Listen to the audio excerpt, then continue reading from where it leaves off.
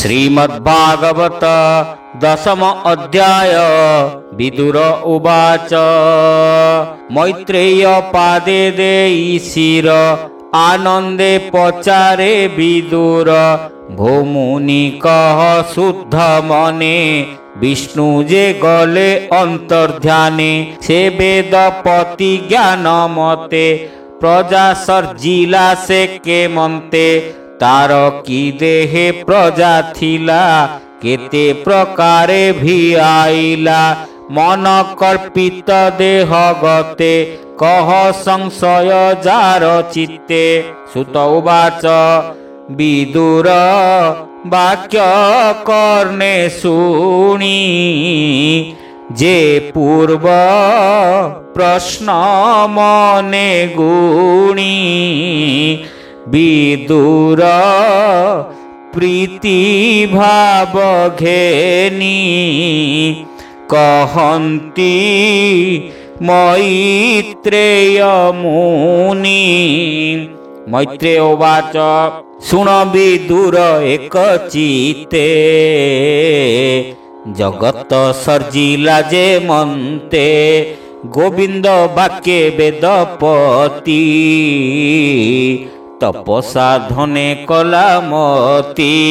सते बरस वेद मते तपसा धिला दृढ़ चिते आत्मारे आत्मा लीन करी गोविंद वचन सुमरी देखई नयन निश्चले उर्मी संकुल महाजले पवन जोगे अति खर स्वभावे दिशे भयंकर पद्म सहिते जल कंपे उर्मी संकुल अतिरेके कालर बहे कंपमान देखी उसत ब्रह्मामन तक्षणे तप विद्या बले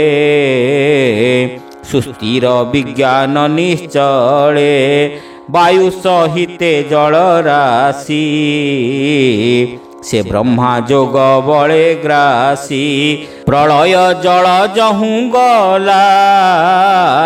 निश्चले पद्म विकासीला से पद्मे बसी वेदवर मनरे करई विचार पूर्वे कमल गर्भगते जंतुए पशिछंती जेते ताहांकु करिबि प्रकाश से जेणु स्वकर्मे प्रवेश एकु अनेक रूप चिंते स्वकर्म बळे नाना मते द्विसप्त लोक स्थान जेहि तिनि भुवन कले तहि जहि रे जेबा निज कर्म सर्जिले प्रजा भिन्न भिन्न जे जहा मते धर्म चिंती निश्चल जोगे प्रजापति। विदुर उवाच भूमुनि हरिर महिमा अद्भुत कर्म गुण सीमा सृष्टि पालन संहारण काल स्वरूप नारायण खेलई निज माया बळे केता देखिब चर्मंडोले तार लक्षण कह मोते अणुबा परमाणु जेते। हरि हरि बोला। मैत्रेय उवाच स्वभावे निर्गुण अच्युत निर्लेप निर्विकल्पे स्थित तार शरीर आत्मा जात लीला रे सृजई जगत ए विश्व ब्रह्ममय रूपी निज मायार बले व्यापी काल प्रभावे परिच्छिन्न जे काल स्वयं भगवान जे मंत्र सृष्टि थिला पूर्वे ते मंत्र पुणी हे बएबे प्रकृति विकृति विकारे जे सर्ग नव परकारे जे काल द्रव्य गुणमय एहार तीनिटी प्रलय जेबा प्रलय हुए काले ता नित्य बोलंती सकले जे संकर्षण मुखाग्नि रे प्रलय घटई संसारे से द्रव्य हेतु नैमित्तिक स्वकार्य ग्रासे प्राकृतिक गुणर बसेता उत्पत्ति ए रूपे त्रिविध बोलांती जे काले ब्रह्म उदेहंती महत आदि तत्व चिंती गुण वैषम्ये आत्मा बसे स्वगुण स्वभावे प्रकाशे। हरि हरि बोला। महत तत्व आद्य चिंती प्रथम सर्ग उत्पत्ति द्वितीय अहंकारोदय जे द्रव्य ज्ञान क्रियाश्रय तृतीय भूत सर्ग होए जे मात्रा दिव्य शक्ति बहे चतुर्थे इंद्रियंक जन्म जे ज्ञान क्रियात्मक नाम इंद्रिय रक्षक देवगण आवर पंचमरे मन षष्ठरे तामस जे होए अविद्या महाशक्ति बहे ये सट प्रकृति गोचर विकृति सुण हे विदुर ए सृष्टि जातर जो गुणे हरिर लीला ए प्रमाणे स्थावर सृजन सप्तम अन्यान्य सृष्टि मुख्यतम एबे हो मुख्य सर्ग कही स्थावर षड विधि होई वनस्पति लता औषधि विरुद्ध द्रुम वेणु आदि एहांक नाम ऊर्ध्वश्रुत अंतरे स्पर्श ज्ञान मात्र अष्टम सर्गे पशुगण जे अष्टविंश परमाण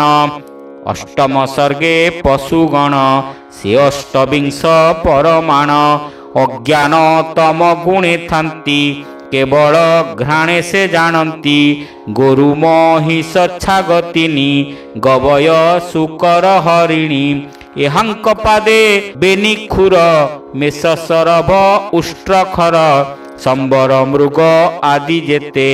जे एक खुर कहु तोते एबे कहिबा वीर सुण जे पंचनखी पशुगण स्वाबृक व्याघ्र जे श्रुगाल शशक भल्लु कविडाल सिंह बानर कूर्म हस्ती ए पंचनख बोली थांती मकर आदि जल जीवे भावे कहिबा शुण एबे जे कंक सागुणा संचाण भास सल्लक बरहीण हंस सारस चक्रवाक उल्लुक आदि चिलकाक एबे नवम सर्ग कही विदुर शुण मन देई मनुष्य मध्ये ताकु गणी दुख कु सुख प्राय मणि रज अधिक कर्म पर विकृत एति निप्रकार एबे अपर कहु तोते उभय मध्ये सृष्टि जेते कुमार सर्ग जे बोलाई उभय मध्ये देह बही देवंक सृष्टि अष्टविध पितर असुर विबुध गंधर्व अपसरा सिद्ध चारण यक्ष रक्ष भेद भूत पिशाच प्रेतगण किन्नर विद्याधर पुण ए अष्टविध उत्पत्ति स्वभावे देवता बोलांती ए दश सर्ग हे विदुर क्रमे सर्जिला वेदवर एबे कहिबा कुरुवीर जे वंश मनु मन्वंतर ଏମନ୍ତେ ରଜ ଗୁଣେ ମିଶି ସୃଷ୍ଟି ଆଗମେ ବ୍ରହ୍ମ ରାଶି ଅମୋଘ ସଂକଳ୍ପ ସ୍ୱଭାବ ଆତ୍ମାରେ ଆତ୍ମା ପଦ୍ମନାଭ ତ୍ରିଗୁଣ ନୋହେ ସେ ଗୃହୀତ ଈଶ୍ୱର ମାୟା ବହୁମତ ନଦୀଙ୍କ ଜଳ ଯେହ୍ନେ ଭ୍ରମେ ଜଳଧି ଯାନ୍ତି ଯଥାକ୍ରମେ ହରି ହରି ବୋଲ ଏ ଯେତେ ଦେବାସୁର ଆଦି ଯେତେ ମୁଁ କହିଲି ସମ୍ପାଦି ସେ ନାନା ବିଧ ରୂପ ହନ୍ତି କ୍ରମେ ତାହାର ଦେହେ ଯାନ୍ତି ଏମନ୍ତେ ବିଦୁର ସମୀପେ ମୁନି କହିଲେ ପଦ୍ମ କଳ୍ପେ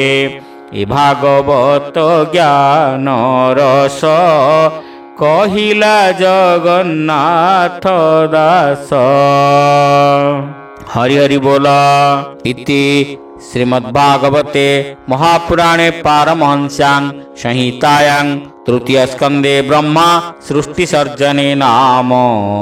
10ମ ଅଧ୍ୟାୟ।